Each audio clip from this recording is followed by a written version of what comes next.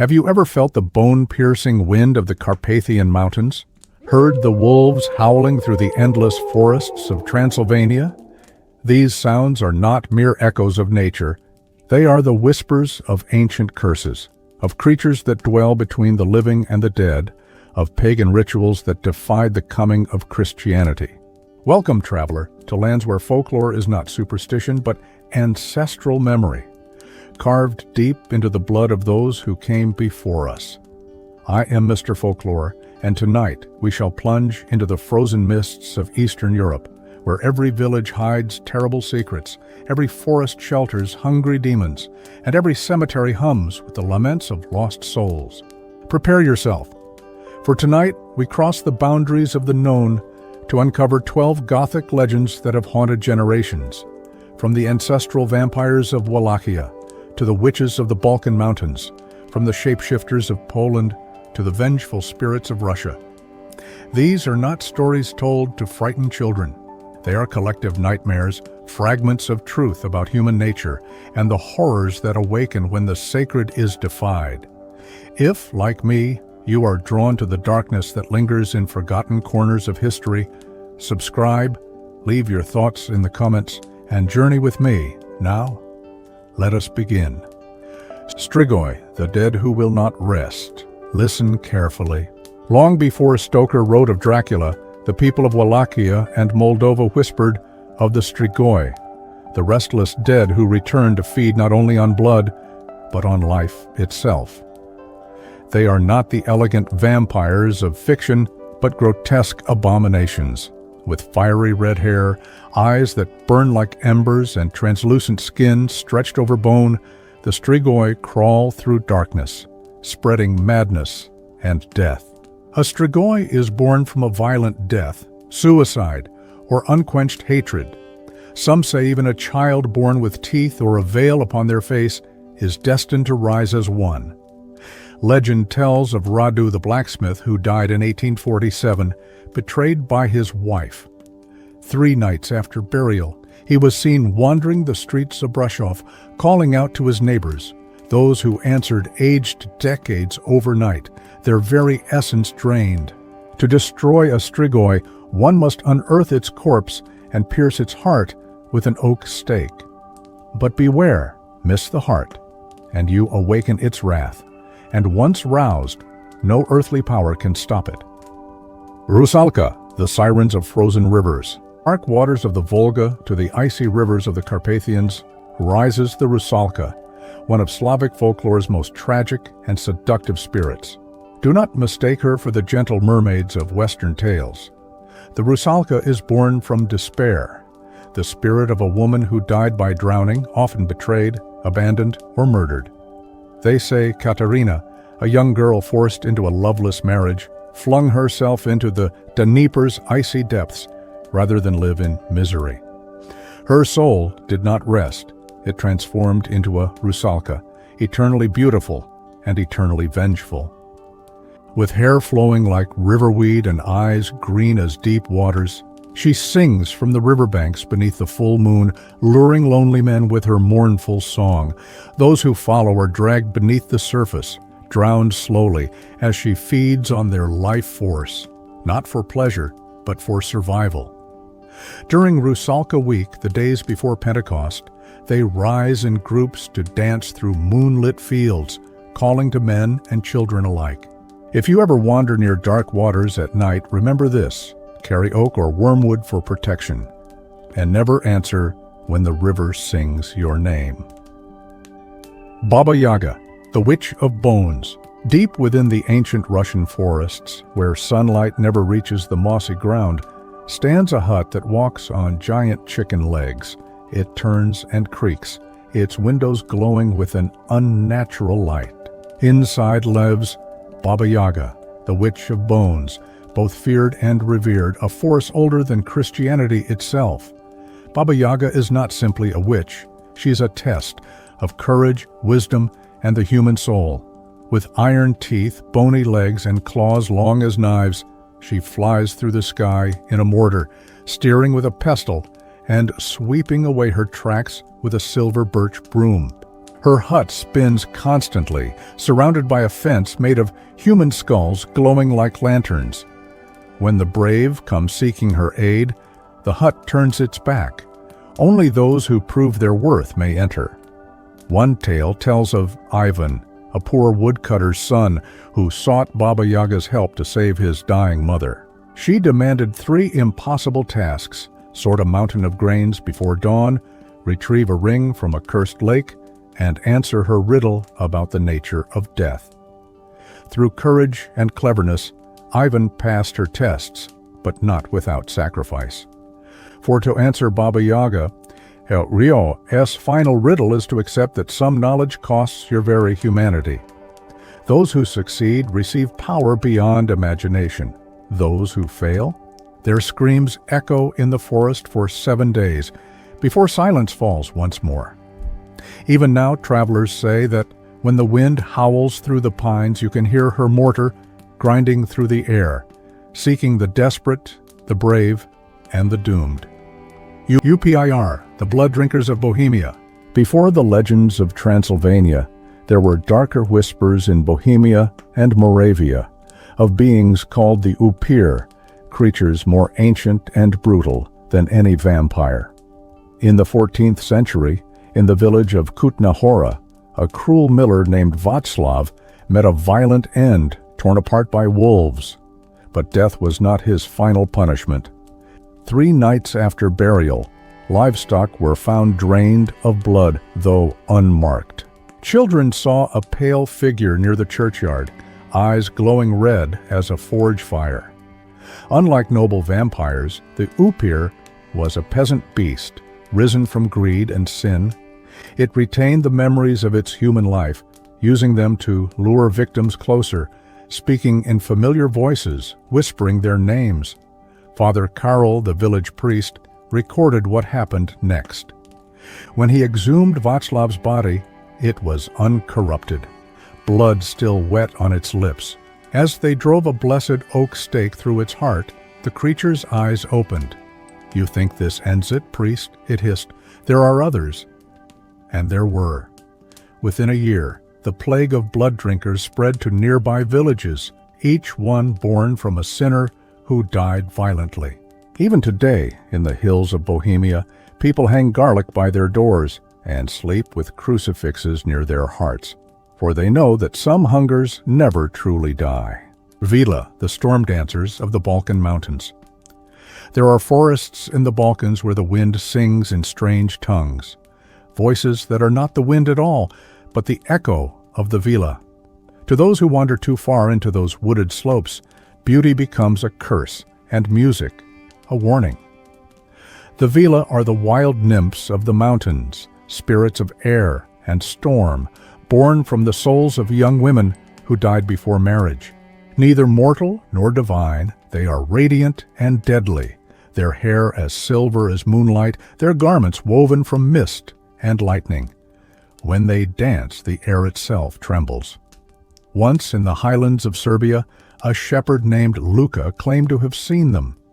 He followed a haunting melody through the trees until he reached a glade where the moonlight shimmered like water. There a circle of women spun and leapt through the air, glowing like flame. Entranced, Luka stepped forward, and the music stopped. The Vilas turned toward him, eyes glowing with cold fury. "You have watched what no mortal may see," one whispered. He was found at dawn, miles away, his hair turned white, and his voice forever gone. The villagers say the Vila spared him out of mercy, for most men who see them are carried into the clouds, never to return. Yet they are not evil spirits. In older times, warriors prayed to the Vila before battle. They were guardians of honor, defenders of truth, and bringers of storms to those who broke oaths. They are said to ride wild horses of wind, their laughter echoing in thunderclaps. When a tempest rolls down the mountains, the elders whisper, "The Vila are dancing again." If you ever hear that music on a moonlit night, cover your ears and never look up, for beauty in their realm is the sharpest weapon of all. Domovoi, the keeper of the hearth. From the mountains of thunder we now descend into the quiet heart of every Slavic home, the flickering fire, the wooden walls, the warmth of the hearth. Here lives a spirit known to every child and every grandmother in Russia, the domovoi. The domovoi is the house guardian, a small bearded creature with soot on his hands and eyes that glow faintly in the dark.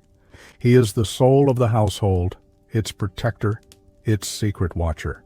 As long as you respect him, your family will prosper. But anger him, and even your bread will turn to ash.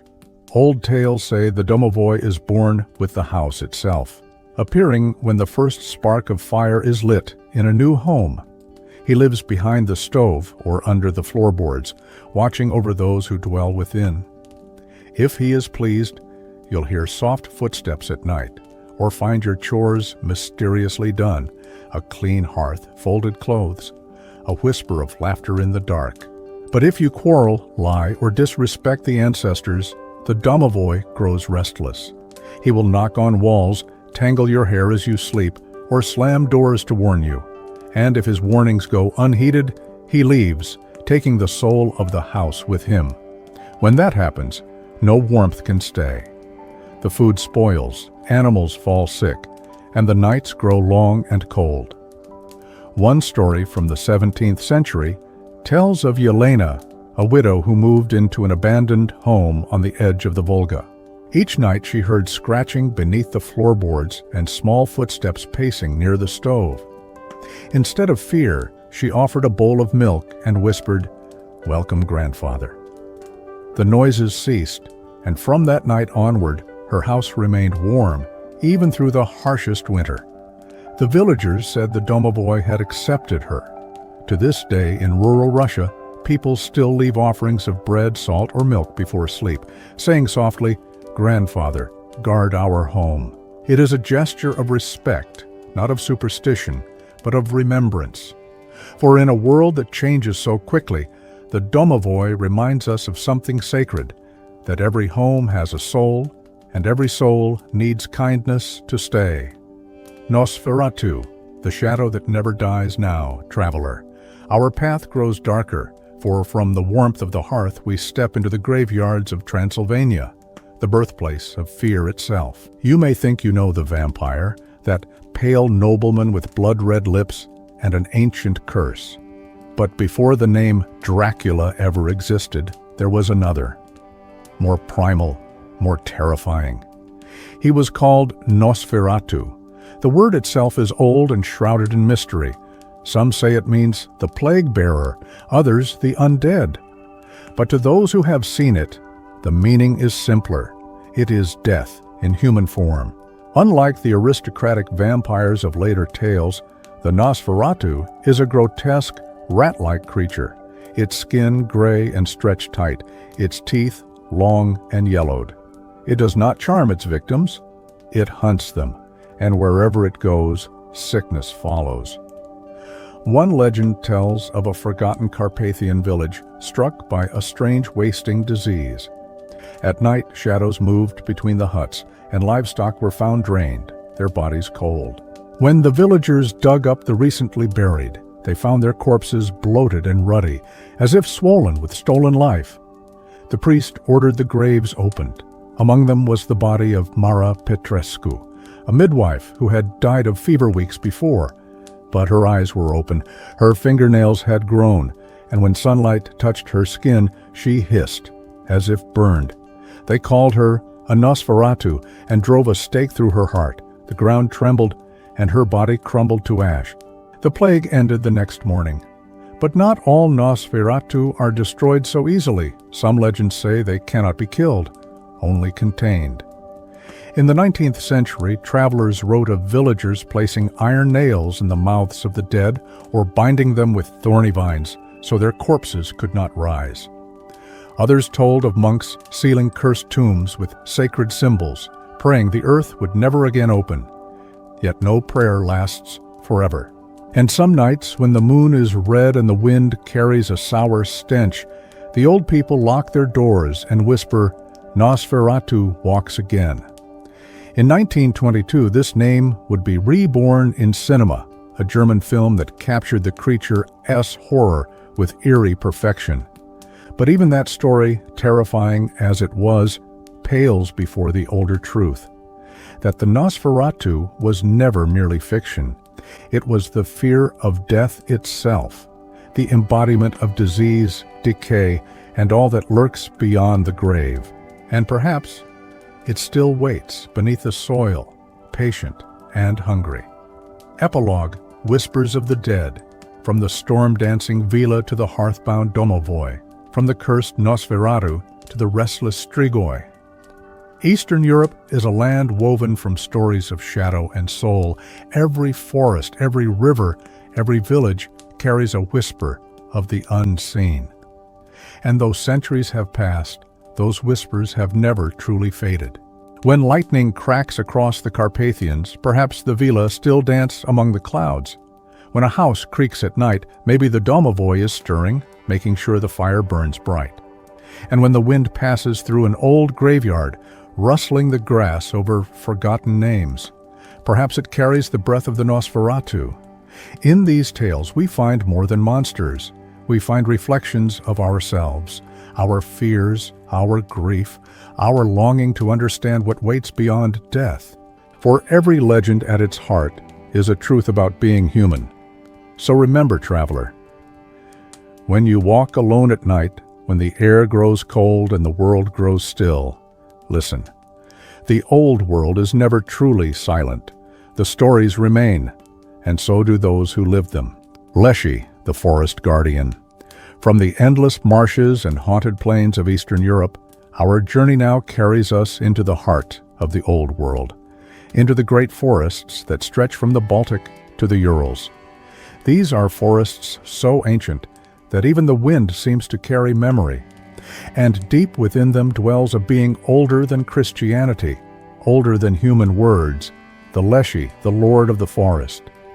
He is no gentle fairy tale spirit, but the wild itself given form, vast, unpredictable, and eternal. The Leshy stands as tall as the trees he guards. His skin resembles bark, his beard a tangle of moss and pine needles, and his eyes glimmer like green forest pools, ancient, patient, and knowing. They say his laughter rolls through the woods as thunder, and his voice can imitate any sound, the crack of branches, the howl of wolves, or even the voice of someone you love. To speak his name without respect is to call him, and few who do so twice are ever seen again. One story from the year 1654 tells of Vasily Petrov, a merchant traveling through the northern wilderness. His caravan guide warned him to leave offerings for the forest spirits, a crust of bread, a pinch of salt, but Vasily scoffed. "Old superstitions," he said. "I have no time for peasant tales." That night they camped in a clearing that felt too perfect, a circle of trees too still, too symmetrical, as though chosen, not found. The air grew unnaturally cold. The horses trembled. Then from the darkness, voices called, familiar voices, pleading for help. Vasily's nephew Pavel heard his mother's cry and ran into the trees. They searched all night by torchlight. At dawn, they found only footprints, starting human-sized, but each step growing larger, stretching until they were the stride of a giant. The Leshy had taken him. But folklore says the Leshy is not cruel. He is just. He is the guardian and judge of the wilderness, protector of balance between humankind and the natural world. Those who take without gratitude pay a price. Those who respect survive. For 3 days the merchant's men performed old rituals. They left offerings, spoke words of apology, and sang the ancient hymns their ancestors once used to honor the forest. On the third night, Pavel's voice returned from above. They looked up and saw him hanging peacefully in the branches of a towering pine, untouched by rain or cold. When he was lowered to the ground, he whispered, "The Lord of the forest has shown me wonders, places where time flows like water, where trees remember the first songs." His eyes had changed, speckled with green, and sometimes when wind passed through the trees, He tilted his head, listening to whispers only he could hear. From that day, Vasily was a different man. He never cut a tree without permission, never entered a grove without an offering, never again mocked what he could not see. And young Pavel grew to become a woodsman of rare skill, guided, it seemed, by the voice of the forest itself. The Leshy's tale is more than superstition. It is a memory of balance, a warning written in bark and leaf. He reminds us that nature is not ours to own, but ours to respect. Modern science now echoes what the old peasants already knew. Forests are living networks, communities of breath and root. To destroy them carelessly is not progress. It is sacrilege. So if one day you walk alone among ancient trees, listen to the silence between your footsteps. Notice how sound travels differently there, as if something vast and patient is listening back. You may not see the Leshy, but he sees you, and he remembers. Kikimora, the swamp witch. Where the forests thin and the ground begins to sink into mist and stagnant water, another spirit waits. She is older than sorrow, born of drowned women and forgotten songs. They call her Kikimora, the witch of the swamp. In the marshlands of Belarus and Lithuania, people still speak her name in whispers. By daylight, the bogs seem lifeless, but when the fog rolls in, the air trembles with unseen movement. Out there, amid the reeds and the slow-moving water, the Kikimora weaves her dreadful art. Her appearance changes from tale to tale, but all agree on her hands, long, clawed fingers that can reach through the water to drag down the careless. Her hair hangs wet and tangled with strands of grass and bone. Her skin glimmers green-gray like pond scum. Some say her legs are those of a chicken. Others swear her lower body fades into mist. But all agree, to see her is to be lost. Most say she was once human, a woman betrayed, drowned, or driven to despair, a bride murdered by jealousy, a mother who threw herself into the marsh, or a witch who traded her soul for power over the wetlands. Whatever her origin, the Kikimora is vengeance and loneliness made flesh. She delights in leading travelers astray with will-o'-the-wisps, small ghostly lights that dance above the marsh at night. Those who follow them soon find the ground softening beneath their feet, and then nothing but silence and bubbles rising from below. But not all her cruelty is random. One old story tells of Mara the Weaver, a woman whose skill with thread was unmatched. Her tapestries shimmered like dawn on river water, and nobles crossed entire provinces to buy them. But her pride isolated her. She worked alone, night after night, choosing perfection over love, beauty over life. Then one autumn evening, as Mara worked by candlelight, she heard another loom, faint, rhythmic, deep in the marsh. The sound matched her own, beat for beat, as though the swamp itself had joined her weaving. Driven by curiosity and pride, Mara followed the sound into the fog. There she found the Kikimora, seated on a throne of reeds, weaving on a loom of bone and sinew. The thread she spun glowed with phosphorescent light, shifting like reflections on black water. Without raising her head, the creature spoke. "You think yourself a master? Then let us see. We shall weave until dawn. Whoever creates the more beautiful tapestry shall claim the other's soul." Mara accepted. Through the night they wove side by side, the rhythm of their looms like the heartbeat of some sleeping god. As the hours passed, Mara felt herself changing. Her fingers lengthened, her skin cooled. Her eyes began to reflect the candlelight like still water. When dawn came, both tapestries were finished. Mara's work was magnificent, gold and silver threads forming the seasons of the earth. But the Kikimora's tapestry showed something deeper, the hidden threads that bind all living things, the moment when day becomes night, the pattern of time itself. "You have lost, little weaver," said the Kikimora, smiling with teeth like broken shells. "But I will not take your soul. Instead, you shall take my place and learn." Mara became her apprentice. weaving warnings for mortals who dared disturb the marsh. To this day, villagers claim to see lights moving in precise, deliberate patterns. Two weavers still at work, mapping the secret architecture of reality. The Kikimora's tale is one of transformation, of art without compassion, creation without connection.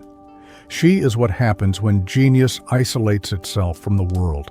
In her, the creative feminine force has turned inward, becoming destructive through loneliness and neglect. The people of the wetlands still carry protections against her. Iron needles sewn into clothing, red threads tied around the wrist, and a sacred rule: never follow strange lights in the marsh. Yet she is not wholly evil.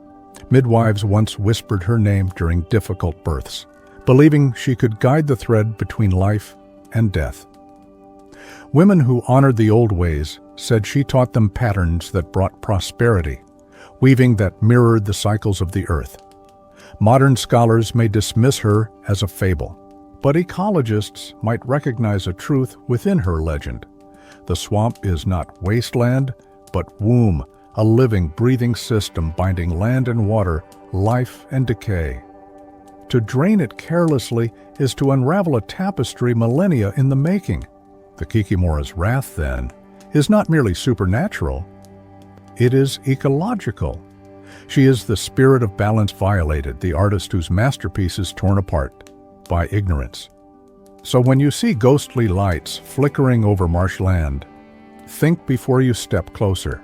They may be gas and fire, or they may be her lanterns, still glowing in the mist, weaving warnings for those who will not listen. Epilogue: the green and the gray, the Leshy and the Kikimora, two halves of one truth. One guards the forest's breath, the other guards the water's memory. Together, they remind us that every living thing, from the tallest pine to the smallest reed, is part of a single design, ancient, fragile, and alive. And perhaps that is the secret heart of Eastern European folklore, that nature is not background, it is not decoration. It is the oldest character in every story, watching, whispering, waiting. So when you wander through the wild places, whether among trees or beside still waters, remember the old words: offer respect, walk lightly, and never forget that some guardians still keep watch, unseen but eternal in the silence between your footsteps. The Draugr, guardians of the frozen tombs. In the far north, where the sea freezes and the wind sings in the language of ghosts, death does not always mean rest.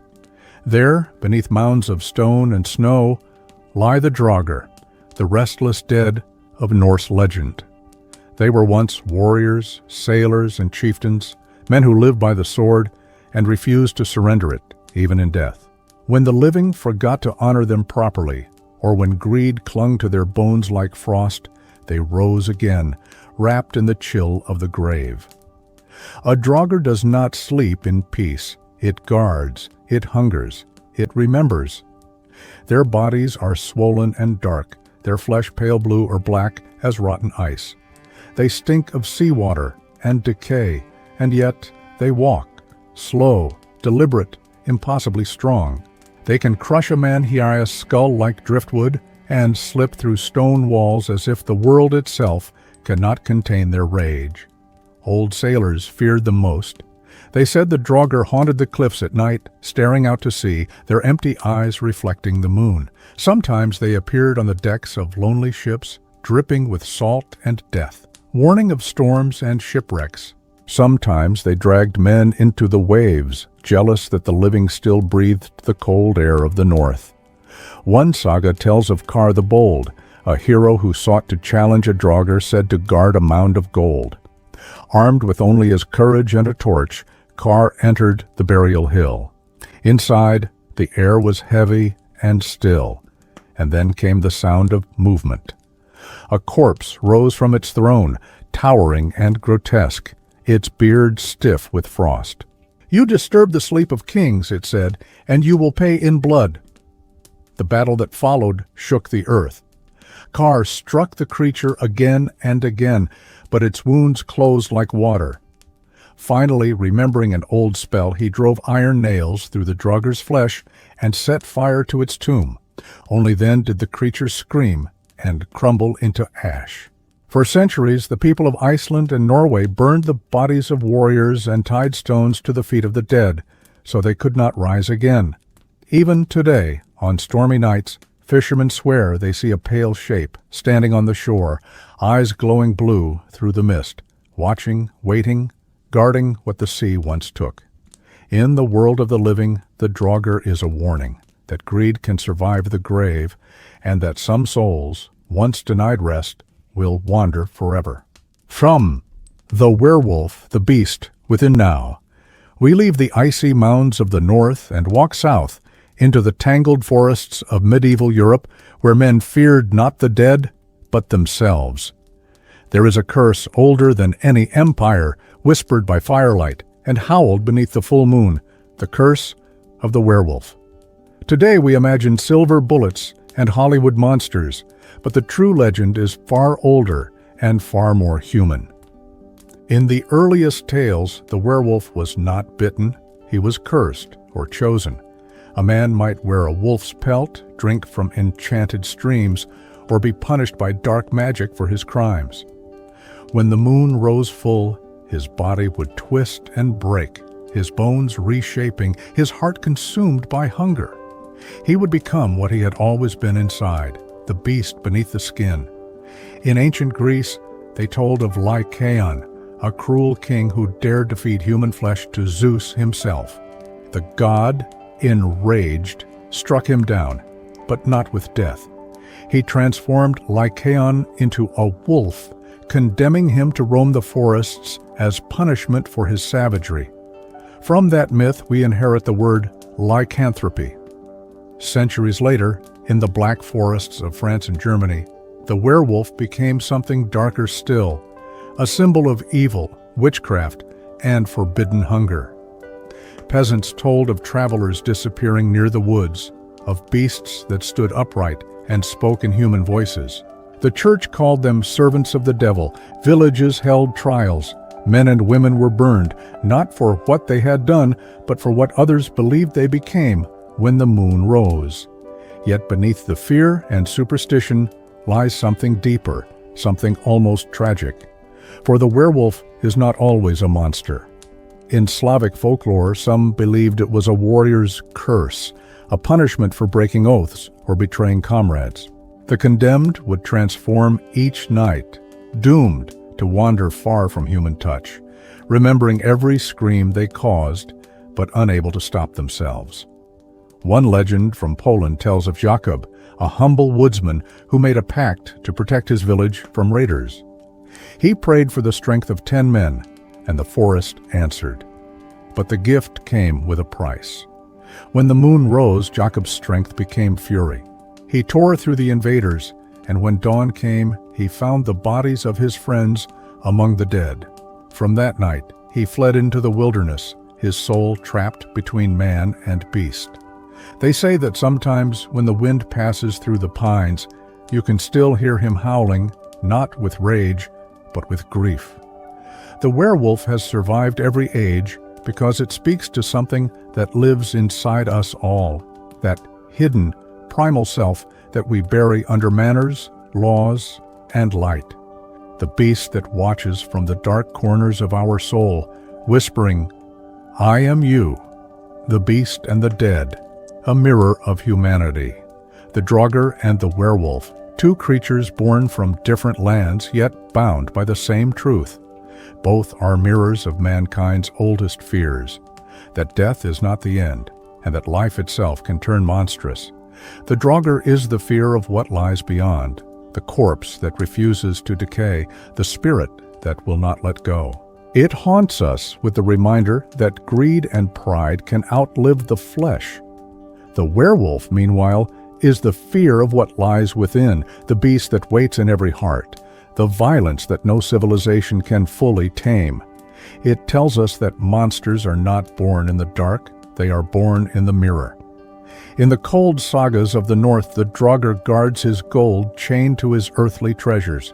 In the shadowed forests of the south, the werewolf guards nothing, he destroys, consumed by the wildness he cannot control. Yet both are tragic in their own way. Both remind us that to be human is to live between two worlds, the mortal and the mythic, the civilized and the savage. Every culture has its own Draugr and werewolf. Names change, shapes shift, but the message endures. In the end, the monsters we fear most are reflections of our own desires, regrets, and buried instincts. Epilogue. Whispers beneath the moon. And so, traveler, when next you walk alone on a moonlit path, remember the north and the forest, the grave and the beast. Listen to the wind sweeping over ancient barrows. Feel the earth beneath your feet. Somewhere below, a Draugr might still be dreaming of his lost kingdom, clutching rusted armor and forgotten gold. And somewhere beyond the trees, a lone howl might shatter the stillness, not of hunger, but of sorrow. Perhaps these are only stories, or perhaps, as the old ones believed, every legend begins with a memory the earth refuses to forget. The dead do not always rest, the living do not always remain human. And between them, in the fragile silence of night, walk the storytellers, those who listen, those who remember, those who keep the old fears alive, so the rest of us never forget what it means to be human. The poltergeist, the noisy spirits, it began, as such tales often do, with a sound that should not have been there. A quiet bohemian night in the year 1612, in a town called Český Krumlov, where narrow streets curled around the old castle and the river whispered beneath stone bridges. The house of the prosperous merchant Josef Havelka stood proud and orderly, every beam straight, every tile in its place. But as autumn fell and nights grew colder, strange disturbances began to ripple through its peaceful rooms. At first, it was nothing more than soft scratching in the walls, the kind of sound one blames on mice or the settling of wood, but soon the noises grew bold. Furniture shuddered in the still of night. Pots clanged in the kitchen when no one was there. The servants whispered of voices, not whispers but harsh murmurs, speaking in tongues they could not understand. Havelka, a practical man, dismissed it all as foolish superstition. Yet even he could not ignore what came next. One evening, as the family gathered for supper, the heavy oak table lifted itself, not by inches, but by feet, and slammed against the wall with a thunderous crash. The candles snuffed out, plunging them into darkness. His wife screamed, and in that darkness came laughter, faint, mocking, and cold. The story spread quickly through the town. People whispered that the merchant's home was cursed, that he had angered the spirits of the dead.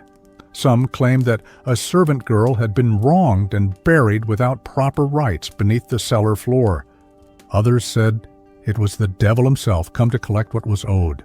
Desperate for peace, Havelka summoned Father John, a local priest known for his strong faith.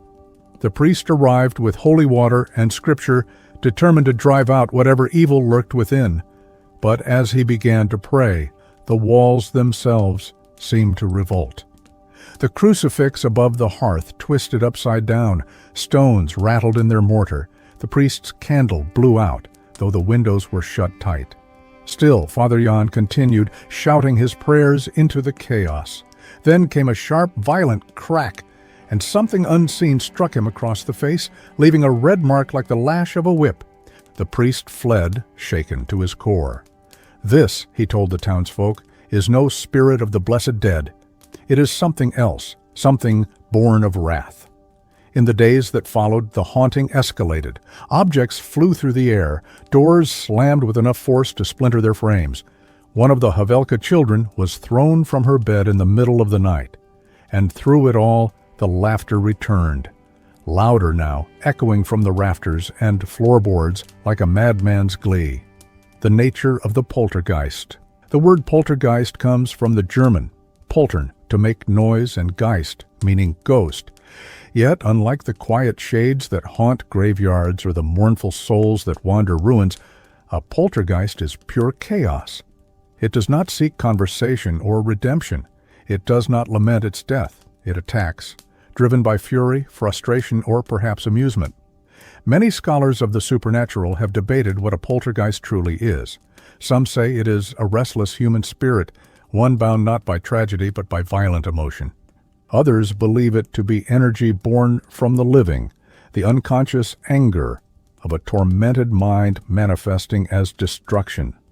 In later centuries, investigators noted that poltergeists often centered around adolescents, particularly young girls entering puberty, as if emotional turbulence itself could tear a hole between worlds. When fear, grief, and rage boil over, they may ignite something unseen, an invisible storm that hurls chairs and shatters glass.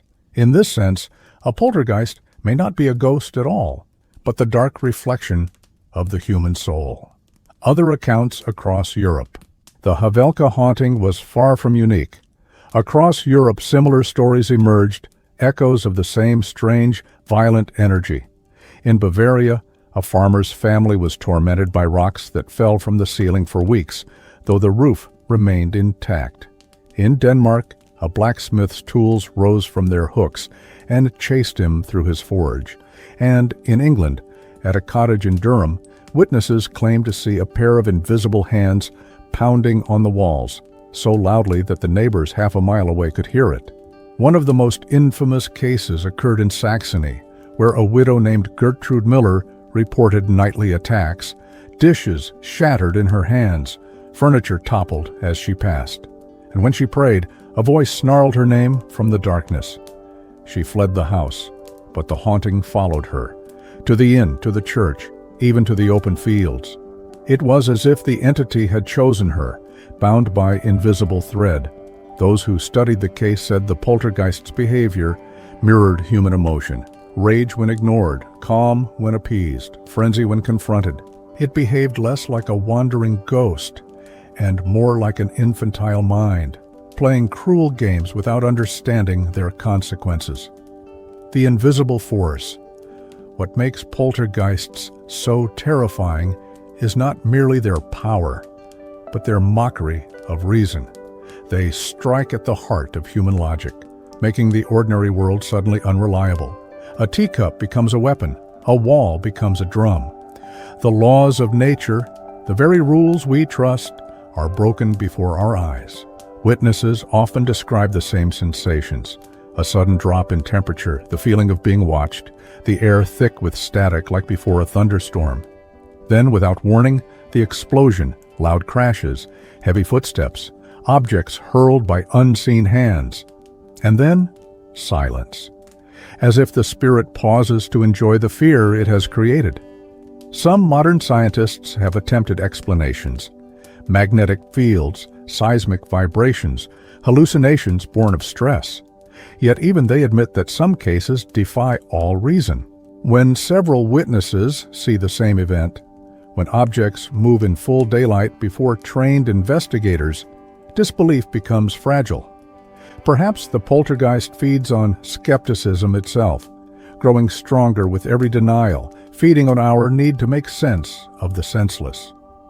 The Havelka house, the final night weeks turned into months, and the Havelka house grew unbearable. Servants quit. Neighbors crossed the street to avoid it. Only Joseph and his family remained, pale, sleepless, and afraid. One winter's night, the merchant decided he had had enough. He would not live another day as a prisoner in his own home. He gathered what courage remained and descended into the cellar, candle in hand. He was determined to face whatever haunted him. The air below was cold and foul. Shadows stretched long across the walls. He found nothing at first, only barrels of wine and crates of apples. Then, from the corner came a sound, a faint whimper, like a child crying.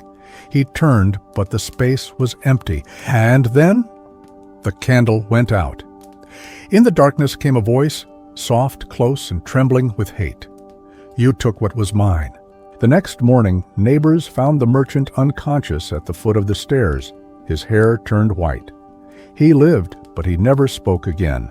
The family fled, leaving the house abandoned.